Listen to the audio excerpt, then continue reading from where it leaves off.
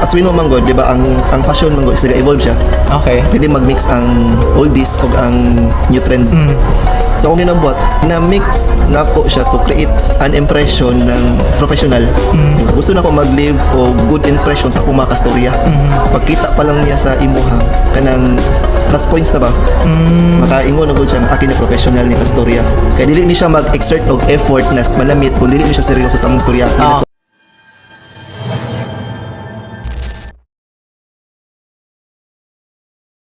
Hi everyone! Right now namin diri sa Lemlunay, Sangkanay Province under sa Maasim. Nag-decide ni na mag-podcast out of the topic na gusto lang ma-discuss na mo. Na ni different skill sets na gusto mo i-discuss.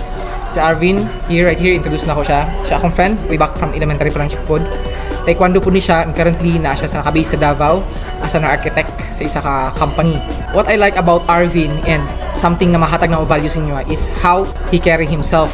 Sa mga friends na mo, siya na always ang pinaka-pormado, pinaka-humot sa mua. I really appreciate how he carry himself good. Kaya not everyone is doing it, diba? Kung ako sa fitness, then siya sa mga dress, sa mga suit. Kung nakita niyo ang transition ako, guys, kung paunsa ko gakakalo lang ko way back in college. Gasando lang ko right now. Ga-practice na ko paunsa mag-dress properly, wear properly ang suit, di ba? Na ay color pattern na kailangan to i-consider. Especially when you are doing business, you need to be presentable in front of clients or customers or business transaction. So si Arvin ako ang mentor sa ato na side. So gina-share niya ng mga value na nasa kuha, then gina-apply na ako. As you can see, di lang ako about fitness, but also paun sa na carry ako ang sarili. So Arv, kamusta Arv? Okay lang. Okay. Medyo apoy pagbiyahe gikan Davao. Nag-dinner na lang mi diri karon. Naka-decide ni instead sa mall may why not diri na lang dalo na mo siya. Unwind pod sa sa stress sa city. So, at least na amin na rin unwind. Makatok o boy buhay lang. Okay. Diba, doon lang kayo ni sa dagat. Actually, dagat na gini guys diri. Mo nitong coal mining ba ni siya diri sa Jansan. Anyway, Arp, paunsa na influence Influence sa ingana paunsa nimo gina-carry mo sarili, kay kinsa ka na influence papa ba nimo, si mother ba nimo? Ingana actually pa? si Papa gyud. Okay. Kung kabataan ko ni Papa, makita na ko sa mga old photos na formado gid siya. Wala ko kabalo na ba?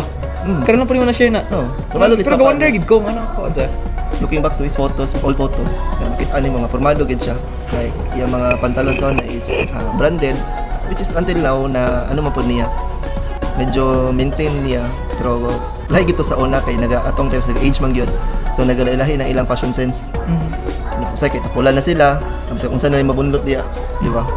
Boys oton, pero tung binata pa si Papa, when I look sa iyang photos, makaingon jud ko nga formado gyud siya, no. No wonder nga nung na-fail pod si Mama ba. Tama. Yung mama po nang ilang ginakuan sa balaygod nga. Moingon si Papa sa kuan na si Mama nimo kay hulog na sa ko ba sa kong outfit.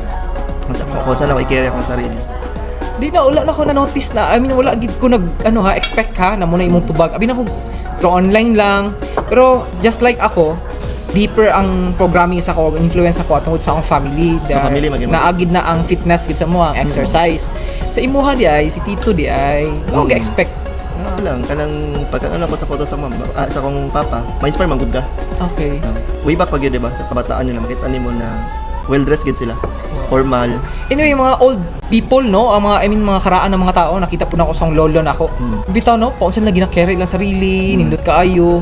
They like, murag old money fashion ba? Tama. Which is, ganahan gid kay ko. Clean kay sila. Naalang mong gud mga bagong approach to sa dress tungod sa cultures mga good na naga-influence with which is China, Japan, Korea. America, Korea. So, it really makes sense yun. Napansin ako tong college na college na ako nakita na okay, si Arvin weird siya how he magporma siya. May mga pictures before na ma-consider ginawa siya weird. Actually, pag nag-transition gid ka guys, ang first impression gid nimo ang tao sa mo is weird gid ka. Dili sila use makita ka. Naga-jogger pants siya sa una ang jogger pants niya sa shoes day niya kay running shoes. Sa to? Si Eugene. Si Eugene. All-star guna Vans ana. So weird kayo siya. Di siya weird in a negative way, but pag nakita mo gud mo naga-change ang tao from old ang transition niya nakita nimo. Normal lang gud sa human psychology na magkaroon ta og pamag-o ba, mga question na to ba, saan na siya, naunsa na siya. Wala pa naman na-appreciate until such time na realize na mo na, okay, it's a good thing di ay na naa siya ing ato, kay not everyone has it, og karon sa akong field, gusto na ko ma-learn to siya, og si Arvin akong gina-ask when it comes sa paunsa to i-carry to sarili, sa dress, grabe na, mo ginaiyahang guys, ang algorithm niya sa iyang social media. Kung makita ninyo mga old-fashioned suit, Ginasave gina ko na bili ako makitaan sa social media like TikTok. Ako na ginasave like for example fashion category. tagamig positive impact tong time na nagkakaroon na kag-ing ato, especially right now sa to ang case na to na we are bombarded with influence from other culture kay open na ka internet, naabay mga positive impact o unsa ang negative impact nga hatag niya. Katong school pa ko, ako ang ginahuna-huna ligid sa una is to graduate. So wala ko ilabot sa ako ang ginasuot sa una. Mahumot lang yun. Mahumot. Like, tugingon mo ganyan, naka-jogger ko, ana ko. Mo tong time na nag-explore pa ko. Okay. Nag-explore pa ko sa ako ang ginasuot. Kay naamo ko kuan sa una kanang for me baduy siya. Pero later on nga as we grow ba, makita mo ay okay man day siya. Di ba? Mura gud siya kanang music sa mga old music, di ba dito ganahan sa una mata. Like ningon ta sa una na unsa man yung gina-play sa atong parents ay taan kayo. Pero karon na-appreciate na nato siya. As we know man god, di ba ang fashion man god is nag-evolve siya. Okay. Pwede mag-mix ang oldies ug ang new trend. So kung ginabuhat, na-mix na ko siya to create an impression ng professional. Gusto na ko mag-leave o good impression sa akong mga kastorya. Pagkita pa lang niya sa imuha, kanang plus points na ba? Makaingon na good siya na akin na professional ni kastorya. Kaya dili ni siya mag-exert og effort na manamit kung dili ni siya seryoso sa among storya, storya. Okay, wow, nice. Oo. Tama. Nice noon. Kung saan mo gyano. Eh, you need to understand guys na as a human, judgmental kita. And first impression will last. Yes, tama yun. At na kay mga short story or examples na mahatag. For example, bad experience na ako sa pagsuot sa una. Like, graduating ko ato. Kabalo mo anang pinajudge mo sa una nga ang botones kay ko. Kanang sarado diri, abri diri. Okay. Naikwento nakoy kasi nako Kabalo niyo ba si na? Kuya Isko, nagpicture ta na sa rooftop sa SM, nag-photoshoot ta na naapagid kay bandage ato somewhere. Asa atong bandage. Pero ang button lang naalang diri, tapos open diri. So katong na time ako, grabe ka weird ni Arvin oy. But still, I appreciate the idea na gina-change siya, gina-try niya og something new na dili siya comfortable. Tapos gina-reassess niya, which is part gid na sa process gida. Part yun sa process. Imagine na lang Arv kung ako nag-explore ko tapos wala kay gihatag na idea sa kuha unsa kay akong itsura. Nga na ka importante ang mentor. Boto siya ang kuan, ang akong bad experience like tong si Kuya Isko nimo, ba lawyer siya. Di ba? What if client to nimo? No? Kapag ginakatawan ka sa imong client kung paunsa Siya ka tong guy na nagbotones og isas open dire. Di ba? Ano gid siya sa for me, bad experience gud siya. So gina-try na ko kuan back to the drawing board unsa ako ang pwede i-enhance pa ba.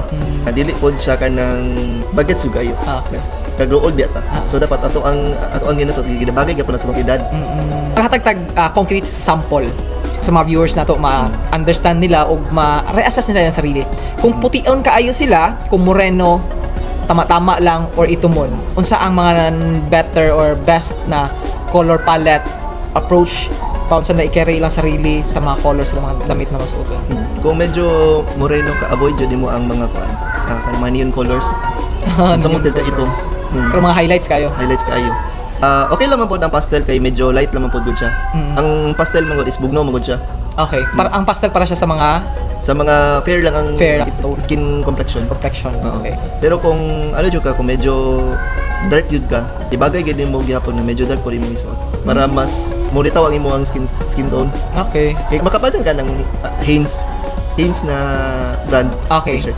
Kisa ang ilahang model Michael Jordan. Okay. Puti ang ilang t-shirt kay ang ilahang gina-emphasize dito is ang puti. Dili si Michael Jordan, dili mo mahalata si Michael Jordan. Makita mo kunin mo una t-shirt. Okay. Imo na ilang branding, di ba? Kay kung si Michael Jordan ilahang ginaano, na overpower ang t-shirt, di na makita ang t-shirt kasi Michael Jordan na eh. So, smart pud kaayo sila no na how they approach. Mo na ang ilahang t-shirt color bagay kay Michael puti para ma-emphasize gyud ang puti dili si Michael Jordan. Dili makitaan si Michael Jordan kay syempre di ba? Pero pag makita ang si Michael Jordan, syempre ang fame ni Michael Jordan carry na add to sa imuhang sa imuhang brand. Wow. Na si Michael Jordan ang suot og Hanes. Baka think ang mga medyo darker skin ng mag-Hanes ko. Ilutaw kayo ko. Kitaan ko ba?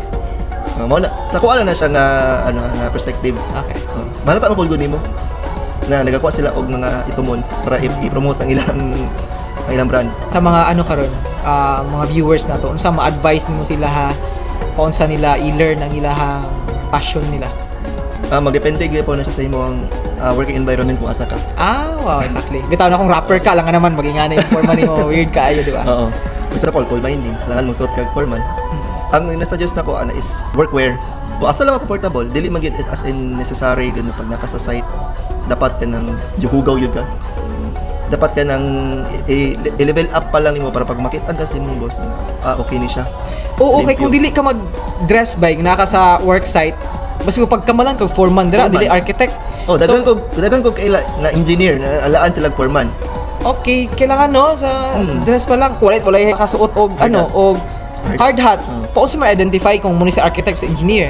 Dapat ma-identify niya na to kung si architect, okay, architect na siya or engineer kay how he carry himself nga naman. Dapat nga jud kay kanang identity. Okay. Pag makitaan ka, kini si architect, kini si engineer ni.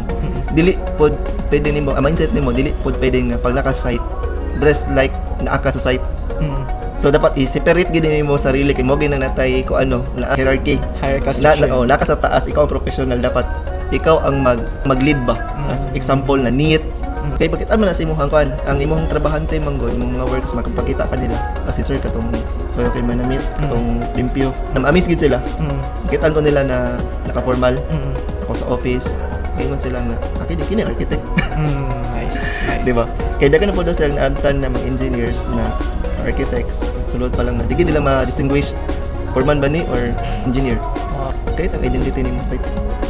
Kumare ikaw businessman ka, attend ka og mga conference, where good something na people will trust. It's a business transaction and collaboration, so i-make sure nimo you are trustworthy. Physically, visual, kailangan magkaroon og impression on how you carry yourself. Kaya if gapo ang pag-carry nimo sa imong sarili, ang imuhang kastorya ana nga client or business partner, makaisip na sila na sa sanina pa lang nimo na nag-exert na kag effort, what more na lang kaya sa business. Wow, diba? powerful. Tinood. Actually, imo na-learn ako guys kay Arvin. Previously nag-talk niya na ga-listen ko siya o ga-absorb ko kung sa mga gina-share niya is for how many years na-carry na ako sarili na ako in fitness. Dugay na gyud, nindot gyud ko og lawas, gina-maintain ako na siya. Always ko ga-think on how I can elevate or level up ang ako ang approach na ako. Luckily na ako'y friend na ginabuhat to niya, na ikog advice siya ha. And sa makita siguro yung mga transition ako. Dati sa college si kog kalo-kalo, si kog sando, show off kay akong muscle. Kay lahi ako ang mindset before. Now, I'm doing business transaction, sales, and marketing. Ka-carry ko brand. So, I'll make sure physically people will trust. Matrust po nila kung isang brand o isang services or marketing or sales na ginabuhat mo. So, simple lang kayo na mga guys, na mga idea. Thank you, Arv. Thank you kayo sa information. Mag-dinner namin kayo. It's already 8:30 p.m. Kami kabalong sa oras mag-close dire. Thank you kayo sa idea nimo. Kung gusto niyo i-follow si Arvin, you can find ako Instagram. Sige, naka-Instagram. Sige, i-share mo ang Instagram. Ang Instagram is @space_jam920. So, usang mga content mo dito? Makita ninyo dito on how I carry myself. Okay. Just like what our topic now. Very good, di ba? Nice siya. Apil po ito, mga travels na mo. Travels. Wow. Kasi maka-inspire sa inyo. Ha? Pwede nyo sa message guys kung na may mga questions. Actually, siya ako ga-ask. Feel free. Pwede sa kuha, pwede na forward nyo sa inyo ha. And daghan pa tag pwede i-discuss in the future. Follow na lang ang content. Follow nyo ang Facebook, Bingo Pasqua, if you are interested about business, personal development, para sa ng mga subject. So, thank you kayo sa dinner karong gabi. Sponsor ni Salam Lunay. Natasing ilungan ni Kara. Anyway, bye-bye. Arv, thank you. Thank you.